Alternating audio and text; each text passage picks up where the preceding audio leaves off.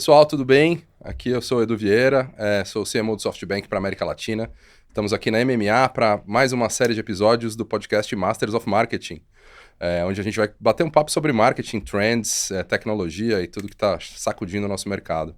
Hoje eu tenho o prazer de estar aqui comigo, receber aqui a Marcela Rezende, CMO do Stark Bank, junto aqui com o Fabiano Lobo, CEO da MMA para a América Latina, para um papo super descontraído. Tudo bem, pessoal? Bom dia, tudo bem? Obrigada pelo convite, prazer enorme estar com essas duas feras aqui. Eu estou muito feliz porque eu não estou moderando nada hoje, então estou no freestyle. Só no freestyle. Estou feliz por estar no freestyle e por ter a Marcela aqui, que a gente ia fazer um outro papo, aí a gente fundiu os dois papos em um, então acho que vai ser animal. Sensacional. Prazer enorme. Maravilha, Marcela. Bom, a gente se conheceu quando você era representante da Madeira, né? Lá uma das empresas do nosso portfólio. Hoje você está no Stark Bank, que é uma empresa aí que também está revolucionando, vamos dizer assim, esse nosso mercado que está criando um monte de coisas bem interessantes. E hoje a ideia é a gente trocar uma ideia para você contar um pouquinho do que você está fazendo. Acho que para começar, para a gente esquentar um pouquinho os motores, conta um pouquinho da sua trajetória. Ela é bem diversa, né? Você começou tem aí mercado de consumo, beleza. Queria que você contasse um pouquinho como que você foi parar numa fintech. Boa, bora lá, Edu. Tem bastante um mix de muita coisa aí. Eu tenho mais ou menos 20 anos de carreira. Comecei em L'Oréal, então comecei fazendo L'Oréal, fiquei mais de 10 anos no L'Oréal. Fiz metade aqui, metade em Paris, então fiz 5 aqui, 5 em Paris. Voltei para o Brasil em 2013. E aí, para localizar uma operação para Maybelline, fiquei mais um tempo no L'Oréal, fui para Estée Lauder. Depois de Estée Lauder, eu fui para Bacardi. E aí, fiquei em Bacardi um tempo no Brasil. Fiquei um tempo no México e fui para Nova York. Aí, fiquei mais 4 anos. Voltei para o Brasil em 2019 com Alpargatas.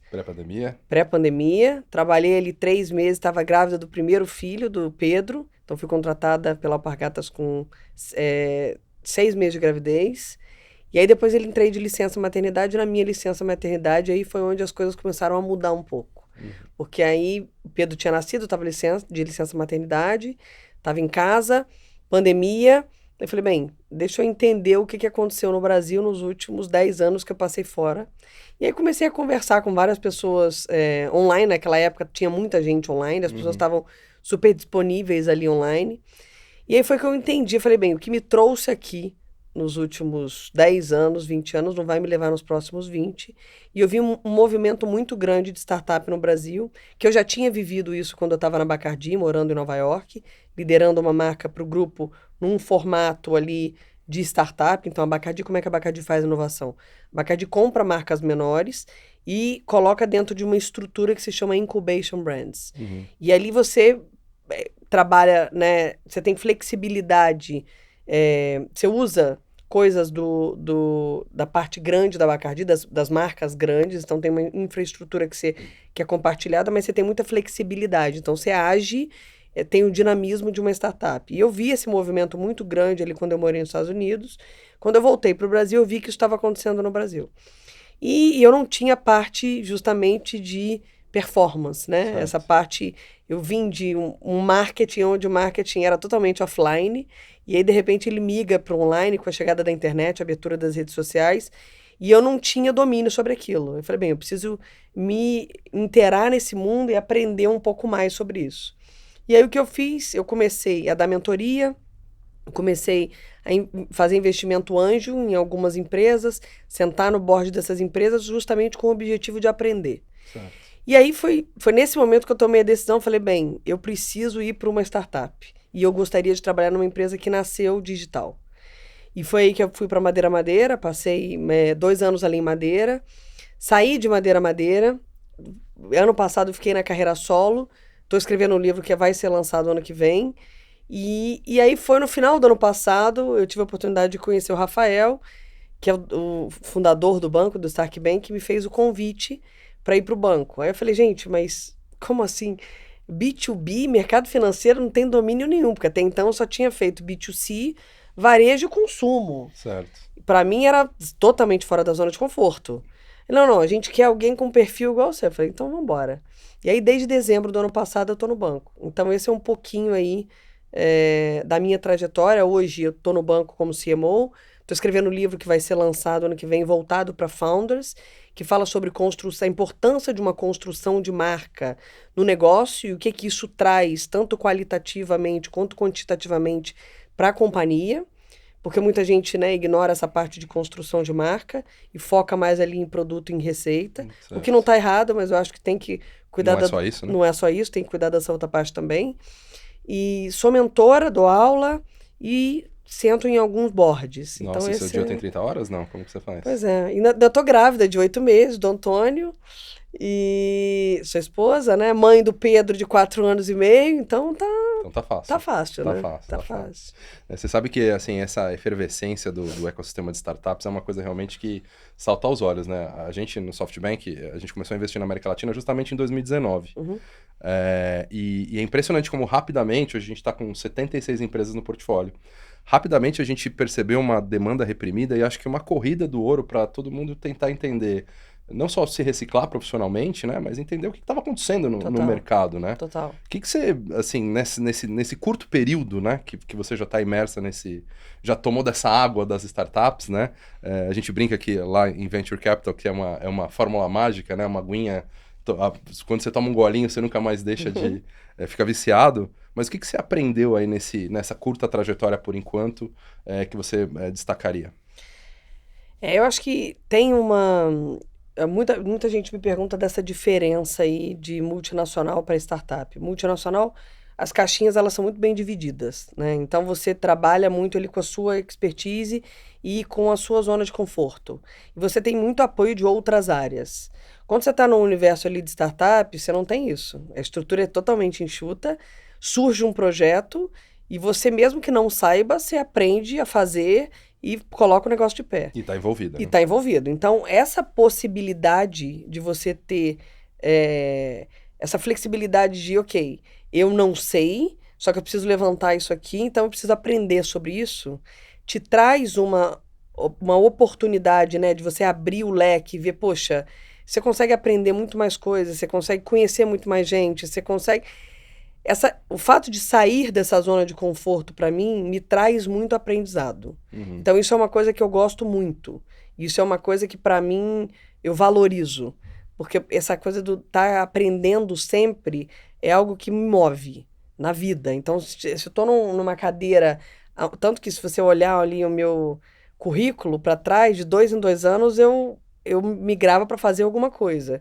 Porque eu acho que 2 anos é um tempo que você consegue entregar ali o início, meio e fim de um projeto, ver resultado, aprender, e aí pegar um desafio maior, fazer alguma coisa maior. Não necessariamente trocar de cargo, mas ir mudando ali de projeto, de desafio. Uhum. Então, eu tenho muito disso em mim. Então, para mim, eu acho que essa história de trabalhar em startup te dá essa possibilidade. E uma outra coisa você tem muito menos chance de errar.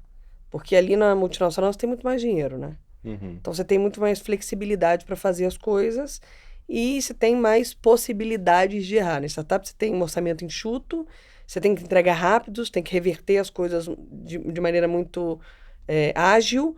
Então, você tem a possibilidade de você errar, ela é muito, muito mais baixa.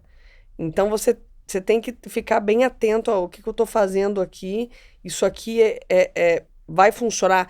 Perceber rápido. Se não vai funcionar, eu paro e mudo de direção ali. Então, isso foram 2 coisas para mim que, com essa migração, eu destaco que foi, assim, um highlight e que me... Como é que você fala? O bicho da startup me picou, né? E aí, para mim, isso é totalmente diferente da vida de multinacional. Não vou dizer que eu não vou voltar para multinacional, mas hoje... É uma dinâmica diferente. É uma dinâmica que faz sentido para minha carreira. E que eu aprendo muito. E tô, né, constantemente ali em aprendizado. Hoje, assim, tô passando agora por uma fase de aprendizado. Sempre tô passando por fase de aprendizado. Então, que na multinacional é menor, né? Digamos assim. Sim. Deixa eu te fazer uma pergunta, Marcela. Você falou um negócio que eu acho que é super importante em relação à zona de conforto, né? Talvez a gente tenha aqui algumas startups, alguns startupeiros, fundadores que estão te escutando. Você, né, teve a oportunidade, está tendo agora uma e teve anteriormente, de estar em 2 startups que estão well-funded, que tem uma estrutura por detrás. E você também teve a oportunidade de uma startup dentro de uma empresa muito grande, também com uma estrutura. O que você acha, né, que o startupeiro que está ouvindo a gente agora, que está se preparando para talvez receber um round, está se estruturando melhor, o que você acha que ele ou ela precisa em termos de skill para encontrar as pessoas certas, para atrair as Marcelas certas para essa turma que está se desenvolvendo? Como eu mencionei, até quando eu estava me apresentando, uma coisa que eu percebo e que não está errado, tá? Eu acho que quando as pessoas começam a criar as empresas, você tem uma ideia de um produto, de um serviço. E aí o founder, ele fica obcecado com aquilo, né? E a partir do momento que você prova a sua tese, ok, isso funciona, eu tenho mercado consumidor para isso? Tenho mercado consumidor que vai comprar meu produto ou serviço?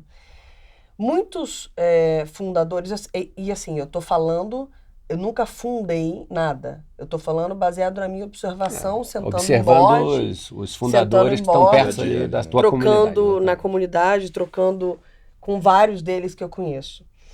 Muitos deles, eles ignoram essa parte de cultura. Eles ignoram essa parte de construção de marca. Ignoram. Porque ele fica muito obcecado, obviamente, em como é que eu faço cada vez mais um produto melhor, como é que eu consigo ter receita e a maioria não tem dinheiro. Então, eu preciso correr atrás de grana para conseguir me custear ali no meu próximo run. E o que acontece com isso? Quando você ignora essa parte de cultura, a cultura ela é a fundação da tua companhia. Tendo uma pessoa, 2, 3 ou 50. O que é a cultura?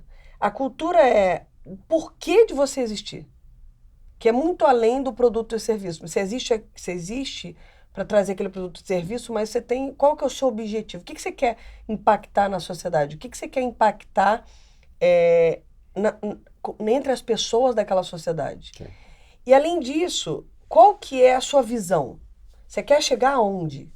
E não precisa ser uma visão de long run, pode ser uma visão curta. E quais são os valores daquela corporação? O que vocês, como duas pessoas, uma pessoa, o que você como uma pessoa acredita que são os valores corretos, os comportamentos, os valores são os comportamentos que você acredita e que você não acredita para a corporação. Quando o fundador ele aterriza isso, é muito mais fácil para ele captar dinheiro, porque na hora que ele vai captar dinheiro, ele sabe exatamente, ok, eu estou trazendo esse produto e serviço, mas o meu propósito é esse aqui, isso é o que eu acredito, é ali que eu quero chegar, esses são os valores que a gente compartilha dentro desse grupo de pessoas, ou uma pessoa, se for uma pessoa só, e é muito mais fácil recrutar. Porque para você recrutar, se você sabe, porque você recrutar pelo hard skills é fácil, o problema é os soft skills. Assim, aquela pessoa, o soft skills está alinhado com o que eu acredito na minha corporação ou não? Quais são os valores que eu entendo que faz parte do meu dia a dia, o que eu quero que faça parte da minha equipe para poder recrutar pessoas? E eu vou te dar um exemplo, eu faço isso comigo. Eu hoje tenho, obviamente, a gente tem a cultura do banco, mas eu também tenho os meus valores, o que eu acredito, o que eu quero que os profissionais tenham, que trabalhem comigo na minha equipe.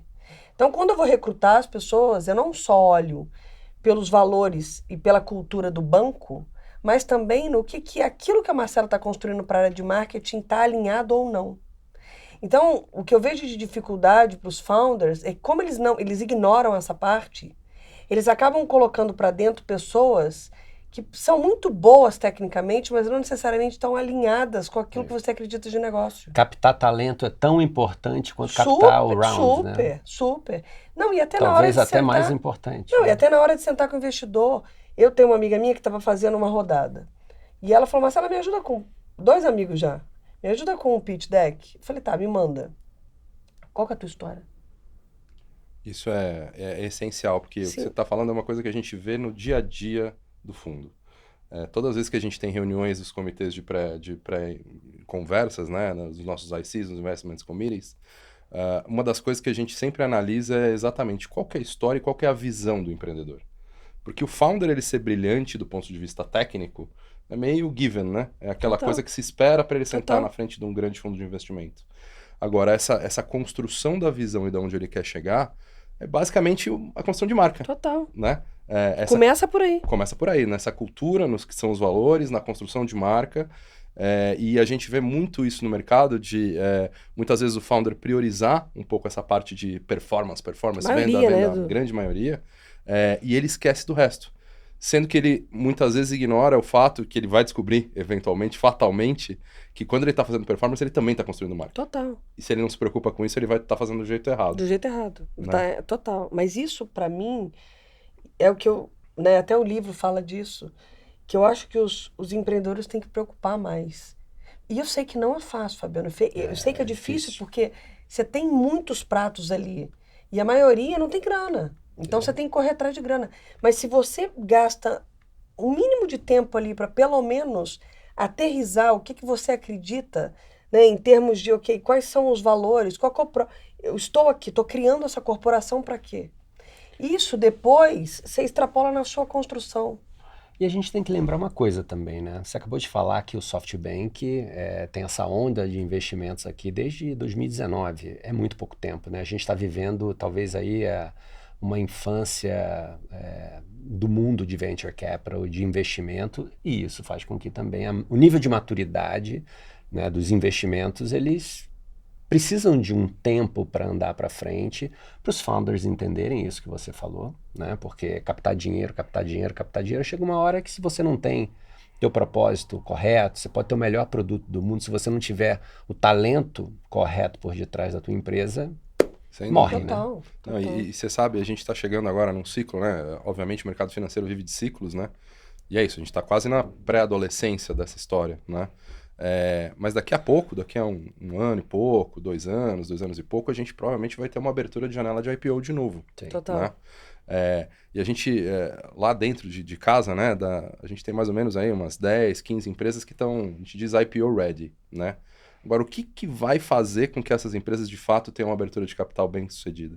Né? Sim. Precisa ter justamente essa Total. maturidade, essa consciência de que o que a gente faz, né, essa disciplina de marketing, performance, construção de branding, de cultura, é essencial para o longo prazo. Total. Né? Eu sempre trago o Nubank como um super exemplo de case. E, inclusive, eles estão no meu livro. Tem um vídeo que o Davi Vélez fala que nos primeiros... Ele reuniu os 2 co-founders dele e falou, vamos definir aqui o que a gente quer para a cultura da companhia. E ele definiu o propósito, definiu missão, visão, que eles chamam de BREG lá, e os valores. Lá atrás. E a gente vê no Nubank abrindo o IPO, a situação que o Nubank abriu o IPO foi pura construção de marca, aquele valores que eles construíram, Sem dúvida. que eles conseguiram. Então você vê, se a gente olha ao nosso redor, não são muitas as companhias que fazem isso, a maioria não faz isso. Vou dar 2 outros exemplos de empresas de commodity, Dengo Chocolate e Bate de Latte.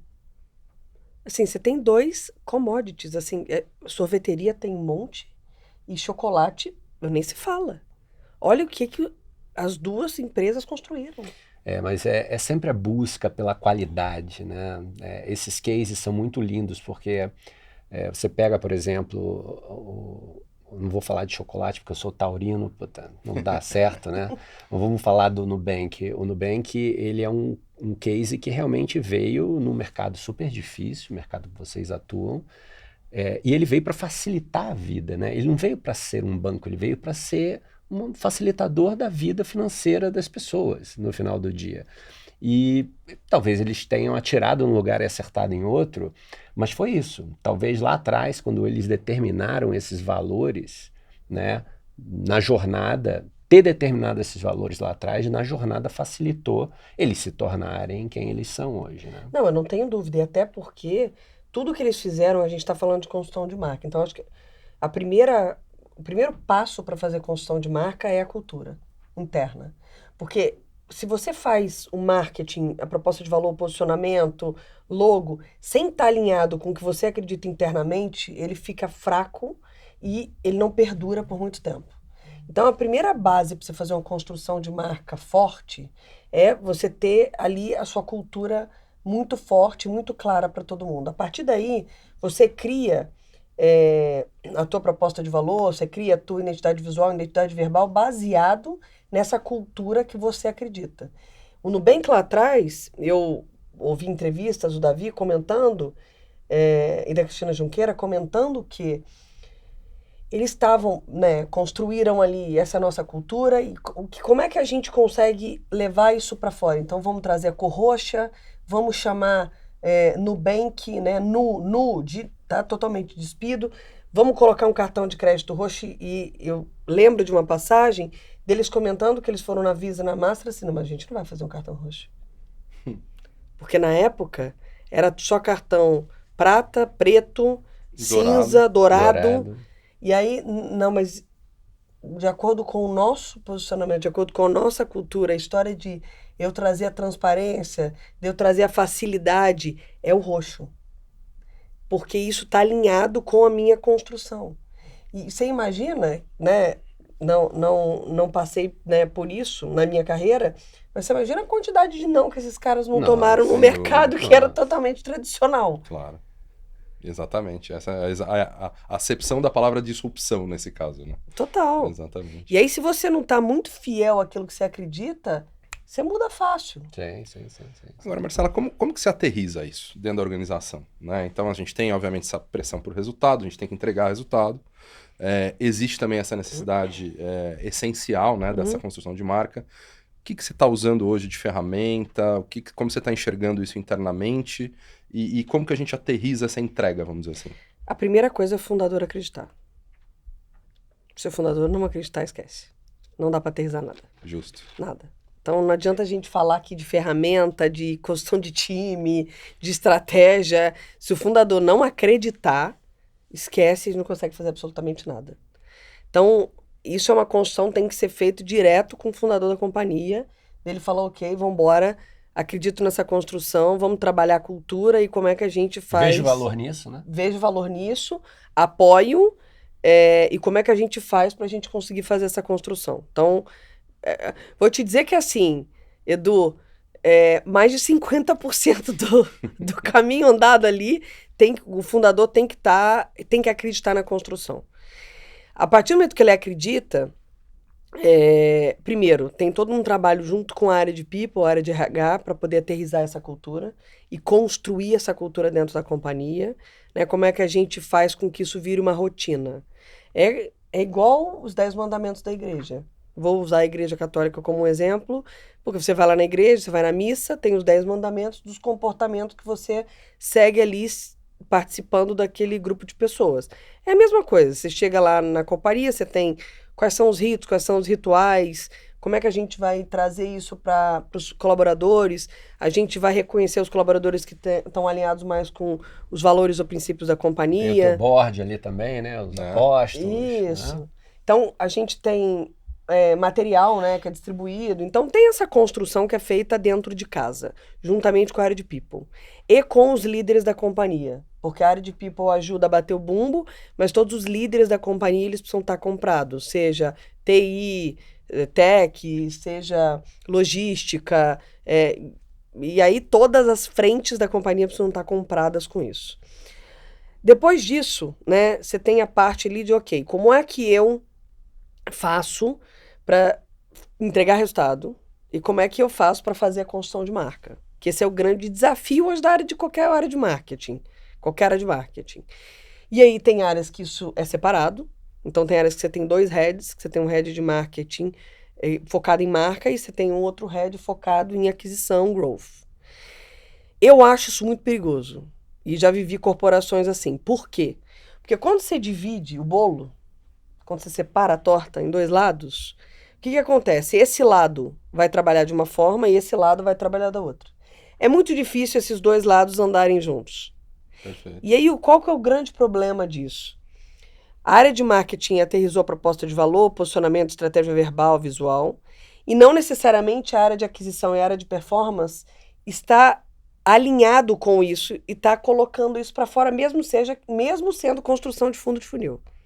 Não necessariamente preciso fazer topo de funil. O problema disso, de terem 2 heads, é porque esse head aqui, ele acredita em growth, normalmente ele não acredita na parte de construção de marca, e aqui acha né, a maior parte da vida dessa pessoa, a maioria das vezes, trabalhou com essa questão de construção de marca. Então, entende assim, mas eu não necessariamente vou trazer resultado agora. Perfeito. Então, existe ali 2 áreas que, no final das contas, teriam que estar de mão dadas e estão disputando budget. E é quase uma contradição, né? Numa estrutura de startup que deveria ser mais simples, Total. né? Deveria ser mais... Total. Então, eu sempre defendo para ter um head. A dificuldade disso é porque você precisa encontrar uma pessoa que tenha experiência de construção de marca e também consiga navegar nesse universo de número e consiga aterrissar isso. Que não é fácil. Não é fácil. Então, mas para mim, o mundo ideal é você ter um head e ter equipes ali embaixo que trabalham em conjunto. O que eu faço no banco? Growth não é uma palavra da minha estrutura. Growth é uma mentalidade que todo mundo tem. O que significa isso?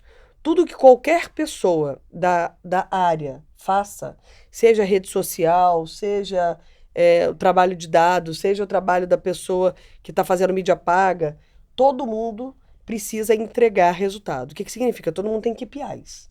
Então, tanto a pessoa de marca tem KPI para aquilo que ela está fazendo, para os eventos que são eventos de marca, para os redes social e post que são mais focados em construção de marca e por aí vai.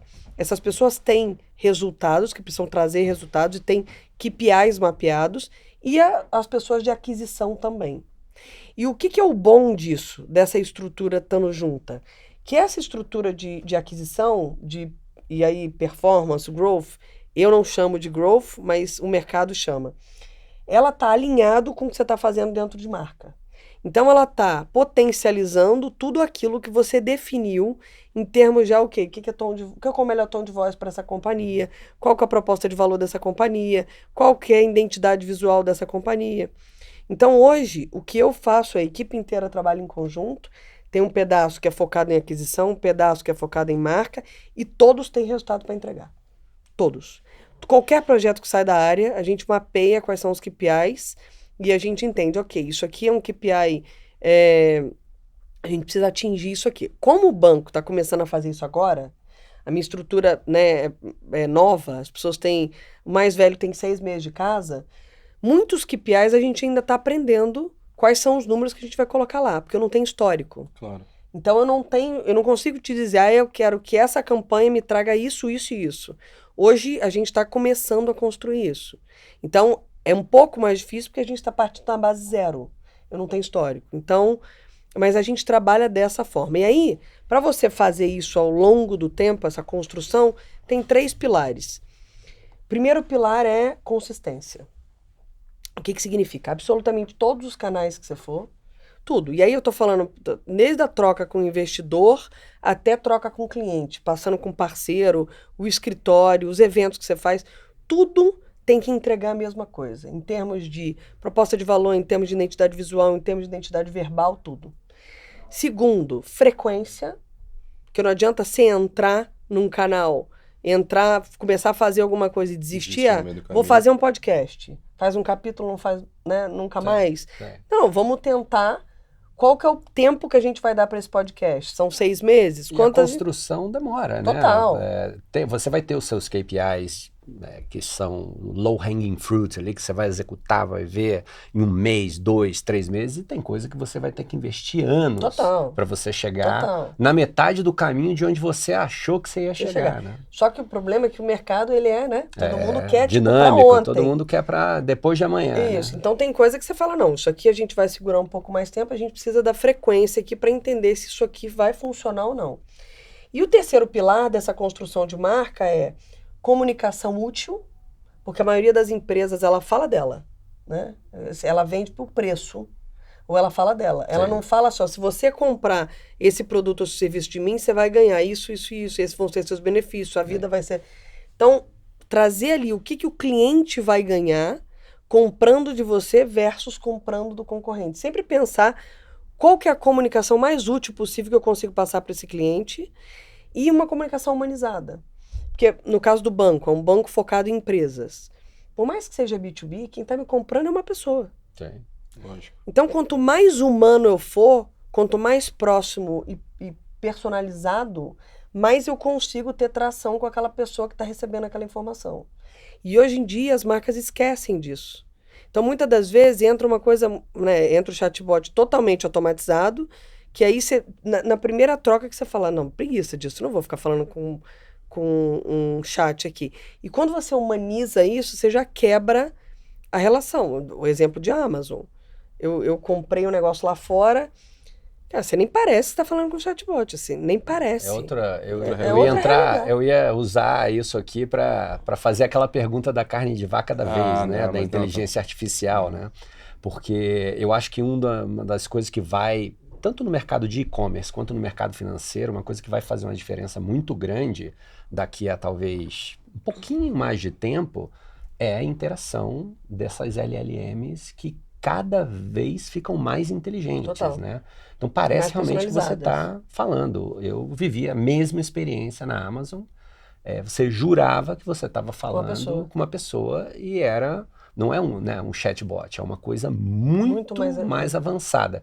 E aí vai a minha pergunta. Vocês estão olhando para isso com um pouco mais de cuidado, de cautela e tal? Você pode comentar com a gente alguma coisa a respeito? A gente está olhando bastante inteligência artificial, como é que a gente pluga isso dentro dos nossos produtos e serviços. Obviamente eu não posso trazer o que a gente está desenvolvendo, mas vou dar 2 exemplos disso. A gente fez um hackathon há um mês atrás, focado em estudantes desenvolverem soluções para o mercado financeiro. Foi super legal, então a gente teve estudante de várias universidades desenvolvendo, então a gente deu um prêmio, 1º, 2º, 3º lugar. Então, isso é a primeira coisa, além do que a gente está fazendo dentro de casa. E na minha área, marketing, eu acho que eu não passo um dia sem usar uma ferramenta de inteligência artificial na equipe, com a equipe. É muito louco isso, né, não, cara? Eu falo com como a turma. Inundou a nossa vida, gente, né? não vamos, assim, pergunta para o AI, precisa de uma imagem? Vamos fazer com inteligência artificial. Claro. Sim, os textos, vamos revisar com inteligência artificial. Mas tem muita coisa. Vídeo. Eu mandei um para a menina de social há uma semana atrás. Falei com ela, cara, você grava, você bota um roteiro lá, você grava um take, você coloca um roteiro lá, e eu incentivo muito eles a usarem, porque eu acho que facilita muito a nossa vida.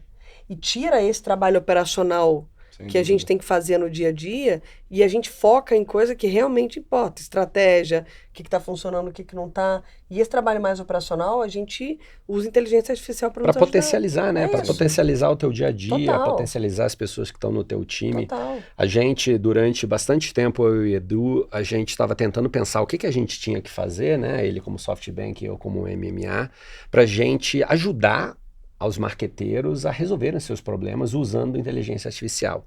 Então a gente chegou a uma conclusão de que a gente tinha que pilotar alguma coisa, a gente está pilotando exatamente isso, a gente escolheu um grupo de startups que vão tocar CX, vão tocar parte de pre-sales, de atendimento, vai tocar parte de desenvolvimento usando inteligência artificial exatamente para potencializar, né, o papel dos líderes de marketing das empresas que fazem ou não fazem parte. A gente faz um negócio que é para fazer com que a indústria cresça, né? Porque se a indústria cresce todo mundo, né? E esse layer de aplicação é o que está mais frutífero hoje em dia, né? Sim. Então todo mundo fica falando das LLMs, da coisa mais de infraestrutura, da base, mas o que tem acontecido do ponto de vista de aplicação é uma coisa... absurda. É um absurda. Isso, e até uma curiosidade que eu tenho, como que você balanceia, ou equilibra, ou harmoniza, né?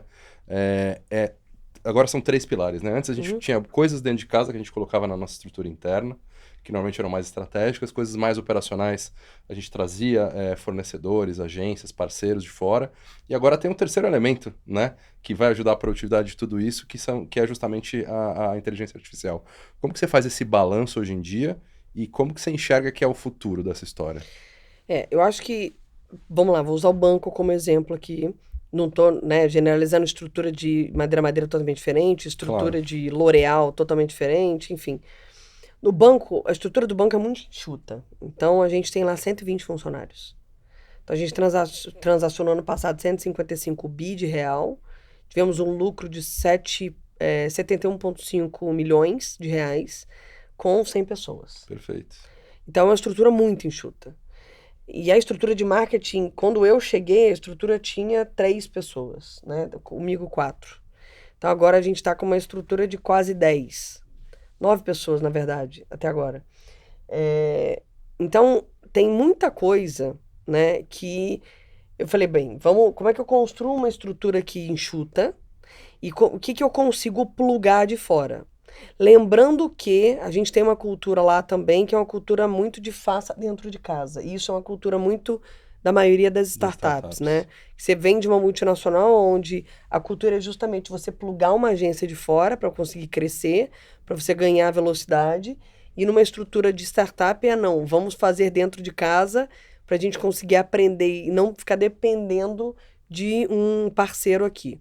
Então, eu acho que a gente tem que mesclar. Não dá para fazer tudo dentro de casa, porque a gente não tem expertise, eu não tenho grana para poder construir uma equipe, nem precisa, porque o banco trabalha de uma maneira muito enxuta. Mas o que eu fiz ali? Pelo menos a estrutura ali do banco. Baseado nessa construção de marca e baseado nessa estruturação de aquisição, eu estou trabalhando com tudo dentro de casa. Então, hoje eu tenho uma pessoa de dados, hoje uma pessoa de SEO, uma pessoa que opera performance dentro de casa. Eu não opero com agência, eu opero dentro de casa, porque eu acho que o pulso de você ver se o negócio está funcionando ou não está funcionando, neste momento é mais importante eu ter isso dentro de casa. Eu tenho uma parte ali de social media que é dentro de casa, uma parte de conteúdo, copywriter, também que é dentro de casa, eventos. E aí, o que eu bebo de fora, né? Eu tenho uma parceria com a agência de PR, então eu não tenho essa expertise, e acho também que não é necessário ter uma pessoa, então isso eu plugo de fora. Essa parte de foto e vídeo. Eu não trouxe ainda essa produção para dentro de casa, então isso é uma coisa que eu encontro com parceiros para conseguir executar. Eu não entendi que existe a necessidade ainda de trazer essa estrutura para dentro de casa. Obviamente que vai chegar no momento que, dependendo do volume, eu acho que faz sentido trazer essa estrutura para dentro de casa. Diferentemente de PR, que eu acho que essa estrutura ela tem que ficar mesmo fora. Essa parte de conteúdo, apesar de eu ter uma pessoa, eu trabalho também com parceiros externos. Então, acho que dependendo do volume de conteúdo, vale a pena talvez trazer mais gente, mas contar com parceiros externos, até para você ter visões distintas. Então, hoje eu tenho gente, mas eu também conto com parceiros externos. E essa parte de SEO, a gente também está fazendo parceria com externo. Por quê? Eu trouxe, né, estou trazendo ainda, não consegui recrutar ainda, minha última vaga é um programador, uma pessoa que vai conseguir fazer a execução disso, mas a parte estratégica do SEO, a priori, eu estou fazendo com parceiro. Então, eu estou fazendo com parceiro, não trouxe essa estrutura ainda para dentro de casa. Acho que vai chegar um momento que vai fazer sentido a gente trazer isso para dentro de casa também. Essa foi a estrutura que eu vi do banco, que mais faz sentido em termos do que eu bebo fora e o que eu bebo dentro. Agora, em termos de ferramenta, aí dessa questão de ferramenta de AI, várias a gente já começou a assinar. Assim, como é que a gente consegue, dentro dessas frentes todas que eu mencionei, como é que a gente consegue melhorar nossa produtividade utilizando outras ferramentas de AI. Parceiros, né, como a RD Station, HubSpot, Insider, a gente está utilizando, então, esses parceiros, essas ferramentas, né, o que a gente coloca dentro de casa ali, vários plugins, então a gente tem muita coisa de tecnologia que a gente está contratando de fora, que eu não tenho condição de fazer dentro, até tenho, mas vai demorar um tempo muito grande da equipe de tecnologia, não precisa. A equipe de tecnologia está focado em entregar produto e serviço para cliente. Então, como é que eu consigo andar mais rápido plugando algumas dessas ferramentas? Então, esse foi o equilíbrio que eu encontrei dentro do banco para continuar com uma estrutura slim, mas entregar o que a gente precisa de objetivo. Hoje, a nossa área de marketing tem 3 objetivos.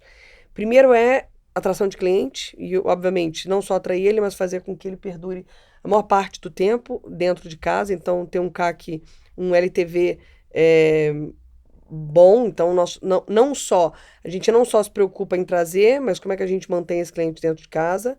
Segunda coisa é a construção de marca e reputação. Então, hoje o banco ainda não é tão conhecido. Então, como é que a gente trabalha para fazer com que o banco... Vocês têm um nome muito bom, né?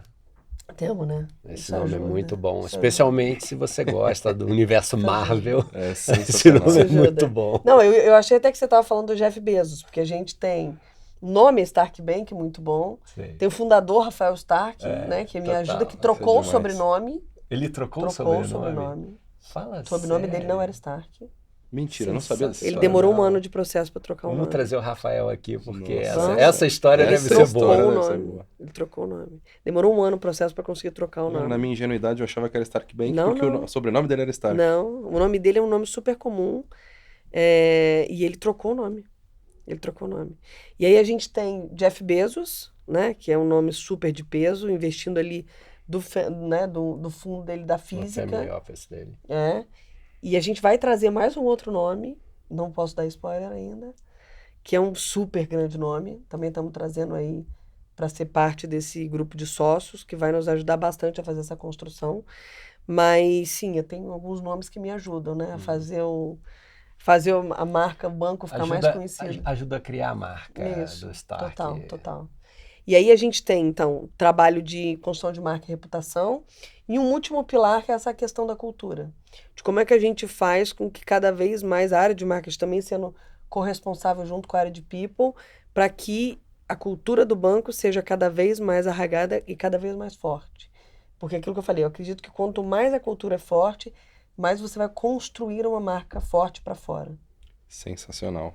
Marcela, estamos indo para a reta final aqui do nosso papo, tá muito bom, mas infelizmente tem que terminar, né? Mas eu tenho mais duas perguntinhas para você. Acho que a primeira é, o que te tira o sono hoje em dia? Qual que você acha que é o maior desafio da área? E o que você fica assim, obviamente fora o Antônio, né? Não, que eu ia tira o brincar. sono. Eu ia brincar falando o que me tira o sono é a quantidade de vezes que eu vou fazer xixi na madrugada. Porque como eu tô com 8 meses, agora não tá tão fácil, né? Uhum. Então, essas acordadas na madrugada pra ir ao banheiro, realmente me tira o sono. Mas, não, diga lá, de que me tira o sono O que te tira o sono então vamos lá. Além do Antônio, qual que é o desafio que você olha assim e fala, poxa, isso aqui é algo que a gente precisa ir atrás? Olha, tem uma coisa que pra mim é gente, né? Quando eu entrei no banco, eu tava sem equipe, né? Eu tinha 3 pessoas ali, tinha muita coisa pra fazer. E aí eu tive Mônaco pra entregar, que eu botei a mão na massa e eu fiz Mônaco com as pessoas da minha equipe que tinham lá, que era uma equipe muito enxuta. Então eu regacei bastante a manga e coloquei, enfim, vamos trabalhar. Foi do luxo ao lixo, como a gente diz Não, aqui. Espírito de vou, startup Fabiana. arregaçando as mangas. Eu vou em cada detalhe que você nem acredita, assim. Eu posso imaginar. E aí botei a mão na massa mesmo, assim, do tipo, vamos entregar isso aqui, custe o que custar e vamos embora. E aí quando eu voltei da viagem de Mônaco, Mônaco aconteceu em maio. Então eu entrei em dezembro, a gente teve a ideia, o Rafael teve a ideia de fazer Mônaco em janeiro. Eu falei com ele, a gente não vai conseguir levantar isso aí, porque tava na boca do laço, né? Sim. Maio, aconteceu maio, Mônaco, né? Para subir campanha, aprovar na Caixa Econômica, fazer tudo, né? Não foi tão simples assim. E organizar logística, colocar um barco na beirada da pista, né? Conseguir uma empresa lá que me ajudasse. Fazer a logística disso tudo não foi tão simples, mas graças a Deus deu certo, foi tudo bem. Quando eu voltei, aí eu tive a história do tipo, que me tirava muito sono a falta de equipe. Porque como eu não tinha me dedicado tempo inicial a construir uma equipe, né? Como é que eu vou, organizar a equipe, trazer gente, colocar essas pessoas rodando, isso me tirava o sono. Porque eu olhava para o plano de marketing e eu falava, eu não vou conseguir entregar isso aqui. Se eu não trouxer gente boa, que vai ser os pilares ali da minha construção e que vão me dar a mão para a gente conseguir fazer isso junto, eu não vou conseguir entregar.